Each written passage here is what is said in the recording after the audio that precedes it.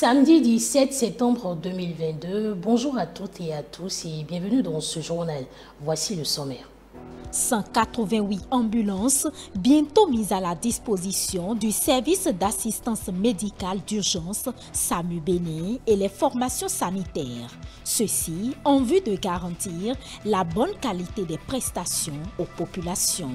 Les appréciations des citoyens à suivre. Célébration du 10e anniversaire d'existence du journal L'Économiste, une rencontre dénommée le Forum de l'Économiste a été organisée pour marquer d'un cachet spécial l'événement. Et puis en interactualité, le sommet de l'Organisation de coopération de Shanghai, occasion pour les présidents chinois, iraniens et turcs de resserrer leurs liens de partenariat.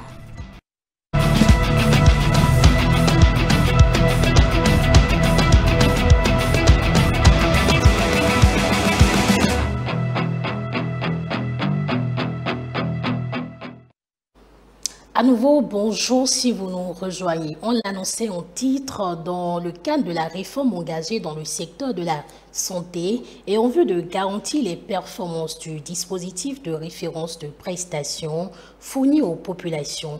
Le gouvernement a décidé ce mercredi en Conseil des ministres de l'acquisition de 188 ambulances. Ceci au profit du service d'assistance médicale d'urgence et de formation sanitaire. Comment les citoyens de la ville de Cotonou ont-ils accueilli cette décision? On les écoute. C'est une première. 188, c'est beaucoup. L'économie d'une nation repose d'abord sur la ressource humaine et que des vies à préserver, des vies à sauver. Et je pense que avec ces véhicules, à la fin de chaque année, les hôpitaux pourront faire un bilan positif déjà sur le nombre de vies soignées. Je fais un grand applaudissement pour ceux qui ont mené cette action et je les encourage à faire davantage dans tous les secteurs. Je pense que c'est une avancée pour le pays d'avoir ces ambulances-là ici au Bénin. Je pense que ça va pouvoir nous aider à sauver beaucoup plus de vies. Je dirais que le gouvernement en place est à féliciter et tous ceux qui ont contribué à ce qu'on ait ces ambulances aussi sont à féliciter. Et tout ce que je souhaiterais, c'est qu'on en fasse bon usage surtout. Franchement, je suis très ému par rapport à l'effort que le gouvernement est en train de faire pour l'évolution des choses dans d'autres pays. Quand on regarde des films, et qu'il y a peut-être un accident ou des petits trucs comme ça, et puis déjà tout s'arrange déjà dans la voiture avant que le victime n'aille au niveau de l'hôpital. Je vois que c'est un bravo. Nous avons appris la décision. Ils nous ont dit que ces véhicules vont servir à transporter les blessés, les accidentés en cas d'urgence. Nous remercions le chef de l'État car c'est une décision salutaire. On peut comprendre par cette décision que le président a la compassion pour la population. Les premiers soins déjà dans l'ambulance. Ça va éviter beaucoup de pertes de vie. Ça peut développer déjà les capacités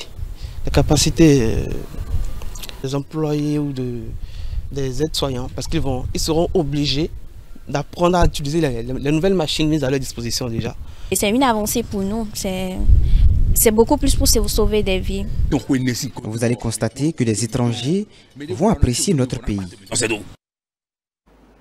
Dans le monde du média à présent, célébration du 10e anniversaire d'existence du journal L'Économiste. Pour marquer d'un cachet spécial événement, les responsables ont organisé le Forum de l'Économiste, un creuset d'échanges entre acteurs économiques, journalistes et les membres du journal L'Économiste. Le point de la cérémonie d'ouverture dans ce compte-rendu. Dans le but de commémorer ces 10 ans d'existence, le premier quotidien béninois L'Économiste, spécialisé en information économique, financière et boursière, a organisé son premier forum qui a connu la présence des speakers de MAC, placé sous le thème « Efficacité de l'information économique et financière pour la croissance durable en Afrique subsaharienne ». Cette célébration s'inscrit dans l'objectif principal d'accroître la visibilité du média, de célébrer les partenaires du journal, d'offrir un cadre d'opportunité d'affaires aux acteurs économiques à travers le marché de l'économie et de créer un cadre de dialogue. La célébration du jubilé d'été du quotidien L'Économiste du Bénin nous offre une rare occasion de mettre ensemble des spécialistes et des experts du monde de l'économie, de la finance, de la bourse, dans un même cadre pour discuter de l'avenir de notre cher continent.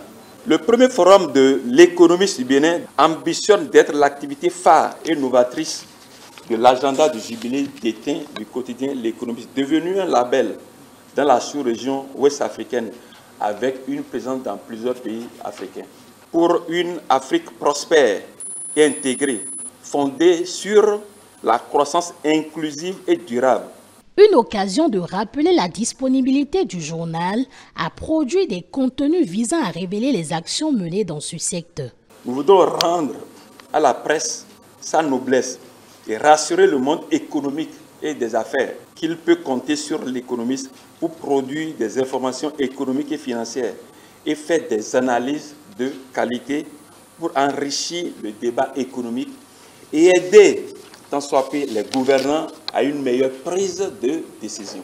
Le gouvernement du Bénin, dans son PAG2, accorde à l'économie et les finances une place de choix, a rappelé la directrice adjointe de cabinet du ministre de l'économie et des finances. Il me plaît de vous rappeler que ce thème est en parfaite harmonie avec le pilier 2 du programme d'action du gouvernement 2021-2026 qui vise la transformation structurelle de l'économie du Bénin, notamment en ses axes 3 et 4, qui visent respectivement 1. Le renforcement du cadre macroéconomique et le maintien de sa stabilité et 2. L'accélération de sa croissance économique. La qualité des participants à ce forum me rassure des débats d'idées qui se feront et des recommandations et suggestions pertinentes qui découleront de vos travaux. Le ministère de l'Économie et des Finances renouvelle son engagement à vos côtés et au fin de contribuer à l'assurance qualité de la crédibilité de l'information économique partagée. Ce premier forum de l'économiste, qui a connu la présence des organisations régionales et sous-régionales, se poursuit jusqu'au samedi 17 septembre 2022 et va se solder sur une sortie touristique de tous les participants sur un site d'attraction révélant le patrimoine culturel et faunistique de la ville d'Abomey-Calavi. À la fin de cette première journée, quelques participants ont livré leurs impressions sur ce journal de Léonard Dossou. On les écoute. Nous venons à l'invitation du journal L'Économiste du Bénin qui fête ses 10 ans en jubilé d'été de maturité, mais aussi en jubilé qui célèbre le succès, le sérieux, l'abnégation et les valeurs cardinales de la presse. Moi je suis les travaux de L'Économiste depuis des années maintenant et je vois que chaque année il y a toujours un pas nouveau qui se fait. Et je trouve que l'aboutissement d'un forum économique de ce genre, ce n'était pas gagné d'avance. Je dirais que ce forum vient à point parce que effectivement, il y a un déficit d'information que toutes les structures professionnelles à différents niveaux ont souvent. Et bien évidemment, on a besoin d'une structure qui publie, qui collecte l'information financière et économique, qui la tamise et qui la publie pour que tout professionnel qui a besoin de l'information puisse aller la chercher aisément. Donc ce forum, je dirais qu'il vient à point et nous l'accueillons avec beaucoup d'enthousiasme. Pour tous ceux d'ailleurs qui sont dans le secteur économique en Afrique de l'Ouest, vous voyez que c'est un peu le parent pauvre, hein, les journaux thématiques. Et en économie, ce n'est pas évident, il y a des portes qu'il faut ouvrir et ça fait 10 ans. Je suis sûr que M. Dossou aujourd'hui n'est pas totalement satisfait de la pénétration du journal au Bénin. Le défi pour les journaux thématiques, justement, c'est de rogner un peu déjà l'existant. L'existant, c'est la politique, les faits divers qui sont remplis dans tous les journaux. Donc aujourd'hui, c'est de pouvoir intéresser les populations et le public à des thématiques qui peuvent les permettre de prendre des décisions économiques, financières et même boursières. Parce qu'aujourd'hui, on est tous capables, sur la base d'une information qui est précise, saine et viable, prendre une décision soit pour consommer, soit pour investir. Parlons éducation à présent pour permettre aux écoliers de l'école primaire 2 kg de la commune de Komé de reprendre en beauté le chemin des classes. La structure Vinci Énergie et le ministère de l'Énergie ont offert des kits scolaires. C'était ce jeudi en présence des élus locaux de la région. Jeannot Doupéon et Bonaventure Aloyon pour le compte rendu. Les apprenants de l'école primaire publique 2 kg de la commune de Komé peuvent se réjouir. Ils reçoivent pour le compte de l'année scolaire 2022-2023 des lots de fournitures et matériel scolaire. Ce don est destiné aux écoles impactées par la mise en œuvre du projet d'accès durable et sécurisé du Bénin à l'énergie électrique PAD-SBEE. Le directeur du cabinet du ministère de l'Énergie, représentant le ministre, fait le point de la cagnotte. Il s'agit, voudrais-je le préciser, de 8000 kits scolaires, de 8000 paires de chaussures et de 16 000 mètres linéaires de tissu kaki pour la confection de tenues scolaires destinées à 8000 écoliers et écolières. D'un coût total d'environ 200 milliards de francs CFA, le PAD-SBE vise à doter notre pays d'infrastructures appropriées pour améliorer durablement l'accès à l'électricité. Le responsable de ce projet a remercié les partenaires et a réitéré l'engagement d'un travail de qualité pour le Bénin. Mesdames et messieurs, le projet PAD-SB2E est l'un des programmes phares du renforcement des infrastructures d'énergie électrique au Bénin qui, en partenariat avec le ministère de l'Énergie, entreprend un grand nombre d'actions sociales visant à accompagner les communautés dans les localités impactées par ce projet. Les responsables éducatifs de la région ont remercié les donateurs et ont exprimé d'autres besoins qui ont été pris en compte sur le champ. Nos écoliers sont souvent victimes des accidents de circulation. C'est pourquoi la clôture de ce complexe revêt d'une grande nécessité pour la sécurité de nos enfants. Madame la directrice de l'école 2 kg, je vous rassure que vos doléances seront prises en considération. Et comme il a dit, c'est dans un mois vous aurez la réponse à vos doléances. Les élus locaux et communaux ont apprécié ce geste de Vinci Énergie et du gouvernement au profit des écoliers de la ville de Komé. L'intention est noble et l'acte est louable, car ce projet vient de supprimer dans l'esprit de nos enfants de ces zones rurales le sentiment d'inégalité et installe en lieu et place la fierté d'appartenir à une nation qui est disposée à mettre tout en œuvre pour qu'ils puissent se faire former et constituer l'élite de demain. Chers enfants, je voudrais donc vous prier de faire très bon usage de ce kit afin de motiver davantage le gouvernement de chef de l'État à concevoir des projets de plus grosse envergure afin que des sociétés marchent sur les pas de Vinci Énergie pour que définitivement au Bénin, chaque enfant puisse avoir un kit, une chaussure, un tissu à la rentrée. Ainsi, Vinci Énergie prend en compte les impacts sociaux de son projet, un projet qui rendra la zone Monokoufo indépendante dans la fourniture de l'énergie électrique. Tout un autre registre à présent dans le but de réduire les vulnérabilités face au changement climatique, principalement dans le secteur agricole et de l'eau. La plateforme des acteurs de la société civile du Bénin, comportant le projet Benkadi, a organisé le 15 septembre à Possotomé une séance de travail au profit des organisations et structures intervenant dans le secteur climatique et environnemental. Cet atelier va permettre à tous ces participants d'être mieux outillés sur la question des finances climatiques. Ruth Ronjoy et Paul Estey, ça aussi pour le compte rendu. améliorer qualitativement l'efficacité des politiques publiques sur le changement climatique au Bénin, au Burkina Faso, en Côte d'Ivoire et au Mali. C'est l'objectif général porté par le projet Benkadi. Un projet qui, face aux menaces liées au changement climatique, s'est fixé 2 défis à relever au Bénin, à savoir l'adaptation des ressources en eau et l'adaptation du secteur agricole au changement climatique. Des défis partagés par le gouvernement. Les ambitions du Bénin s'élèvent à 10 515,88 milliards de dollars, soit 5 257 milliards 940 millions de francs CFA. Cela montre clairement que la mobilisation des ressources financières pour endiguer les chocs climatiques et protéger nos écosystèmes sont la chose de tous les acteurs. Durant 2 jours donc, ces différents acteurs intervenant sur les changements climatiques ont travaillé en harmonie afin de mieux s'approprier les informations relatives au financement des projets. Permettre à toute l'équipe de Benkadi d'avoir une vue complète sur les mécanismes existants, aussi bien au niveau national, régional et international, mais également permettre à tous les partenaires directs de mise en œuvre de Benkadi, ainsi que les OSC membres de nos différents réseaux, d'être préparés pour mutualiser leurs efforts et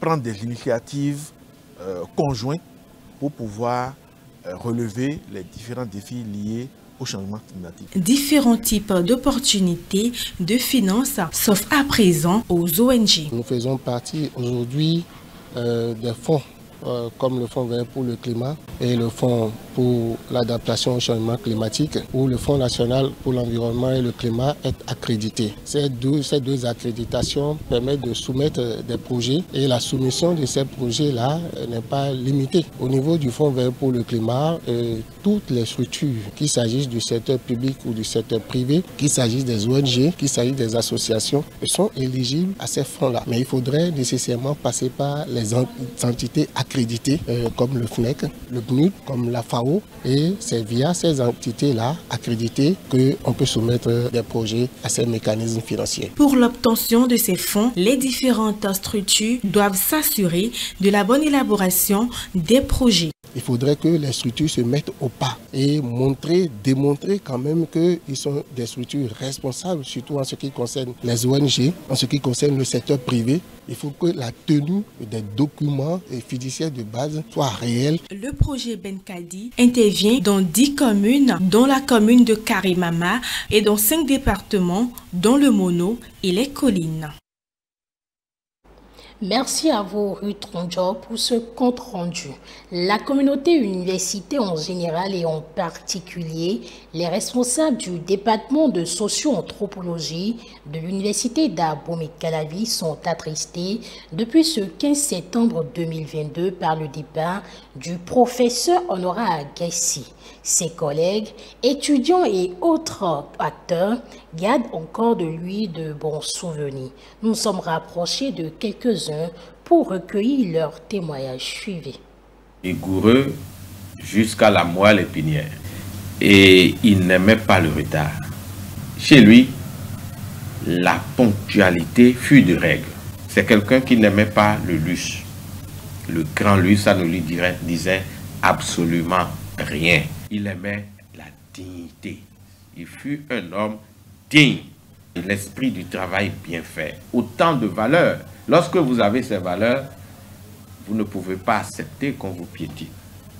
Lorsque vous êtes travailleur, en tout cas, le professeur Honorat Agassi fut un intellectuel bontain. Et ces valeurs-là sont des valeurs que nous allons promouvoir et sur lesquelles il nous revient, surtout au département de sociologie et anthropologie, d'attirer l'attention des jeunes. Pour nous qui sommes en sociologie, c'est la référence, c'est le référentiel de tout ce que nous faisons. Il a porté en fait l'espoir d'un professeur qui est le professeur Georges Balandier. Et ça, il faut le dire, parce que le professeur Agassi, il a dirigé l'association des étudiants et élèves du Dahomey, membre de la FEANF, la Fédération d'Afrique noire des étudiants en France. Et donc c'est un homme d'action, c'est un lutteur. Et contrairement par exemple à Durkheim, Émile Durkheim, qui a divisé le monde en deux, la sociologie pour les pays développés et ce qu'ils ont appelé l'ethnologie et l'anthropologie pour les pays qui sont autres, donc les pays non industrialisés. Voyez. Et en conséquence, Durkheim a évolué ainsi, mais lorsque Georges Ballandier est devenu titulaire de chaire de l'ethnologie, il a constaté qu'il n'y a que les Africains pour trouver les solutions aux problèmes de leur société. Et c'est lui qui va réconcilier donc la sociologie avec l'anthropologie. Cela est important parce qu'il est celui qui a initié le programme d'attribution de bourses pour la thèse aux Africains. C'est pourquoi Agassi fut l'un des premiers à bénéficier de cette bourse et il deviendra donc, comme on l'a dit, le premier docteur en Afrique et au Bénin en sciences sociales et humaines. C'est une perte pour la nation, et pour l'intelligentsia béninoise et particulièrement pour nous sociologues parce que c'est celui-là qui a donné non seulement corps mais vie à cette discipline. Si nous sommes sociologues aujourd'hui, nous allons dire que c'est grâce à lui. En interactualité à présent, la Chine, l'Iran, la Turquie et le Pakistan ont convenu de resserrer leurs liens de partenariat, notamment dans le cadre de l'initiative La ceinture de la route. Le président chinois a rencontré séparément les dirigeants des trois pays en marge du sommet de l'Organisation de coopération de Shanghai. Il s'agit de la première rencontre en personne entre les dirigeants du bloc depuis la pandémie de Covid-19. Suivons ce reportage de nos confrères de la CGTN. Le président chinois Xi Jinping a rencontré le président iranien Ebrahim Raïssi à Samarcande en Ouzbékistan alors qu'il participait au sommet de l'Organisation de coopération de Shanghai. Au cours de leur réunion, Xi Jinping a félicité l'Iran alors que ce pays semble en voie de devenir un membre à part entière de l'Organisation de coopération de Shanghai. Il a aussi exprimé le souhait de la Chine de renforcer la coordination et la coopération avec l'Iran dans le cadre de l'OCS. Xi Jinping a souligné que la Chine soutenait l'Iran dans son effort de préserver sa souveraineté nationale et qu'elle souhaitait travailler avec l'Iran pour garantir la non-ingérence dans les affaires intérieures et pour préserver les intérêts des pays en développement. De son côté, le président Raïssi a réitéré le souhait de l'Iran de renforcer sa coopération avec la Chine et de renforcer leur partenariat stratégique complet. Le président chinois Xi Jinping a rencontré le président turc Recep Tayyip Erdogan. Xi a souligné que les relations entre la Chine et la Turquie avaient maintenu leur élan au cours des dernières années et que la lutte contre la Covid-19 avait obtenu d'excellents résultats. Xi affirme que la Chine est disposée à coopérer davantage avec la Turquie. Il a déclaré que les deux parties devraient promouvoir le développement de l'initiative La ceinture et la route et contribuer à la sécurité des chaînes alimentaires, énergétiques et d'approvisionnement. Recep Tayyip Erdogan a déclaré que la Turquie continuerait à défendre fermement le principe d'une seule Chine. Il a ajouté qu'Ankara encouragera la coopération bilatérale dans des domaines tels que le commerce et l'investissement avec Beijing.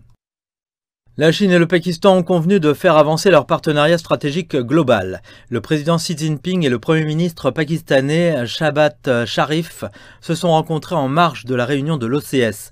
M. Xi a appelé les deux pays à se soutenir mutuellement et à renforcer la communication sur les plateformes multilatérales, notamment les Nations Unies et l'Organisation de coopération de Shanghai.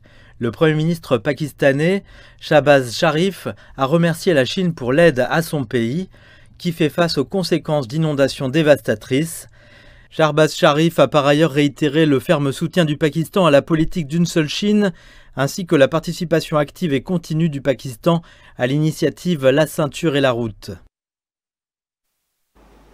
C'est la fin de cette édition. Retrouvez-nous sur l'ensemble de vos plateformes digitales, notre site internet le www.etelebene.com, notre page Facebook eTélé en direct, notre compte Twitter eTélé Live, notre page YouTube eTélé Bénin et en direct via notre application iOS et Android. D'ici là, portez-vous bien, eTélé avec vous, pour vous.